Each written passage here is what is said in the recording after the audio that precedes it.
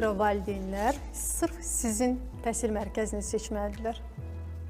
Əlbəttə ki, bir çox seçimləri var valideynlərin, bir çox xarici təhsil şirkəti var. Niyə görə məhz bizim şirkəti deyərdim?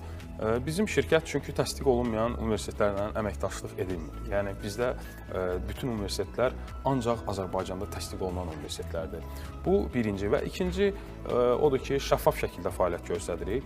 Hər bir valideynlə və ya tələbənin əgər 18 yaşı olubsa, müqavilə bağlayırıq, aldığımız ödənişi göstəririk, ödənişin üzərimizə götürdüyümüz öhdəlikləri göstəririk. Hər bir şey müqavilədə göstərilir və dediyimiz vaxt ərzində bütün öhdəliklərimizi yerinə yetiririk. Yəni biz valideyni və ya abituriyenti və ya hər hansı tələbəni məyus etmirik.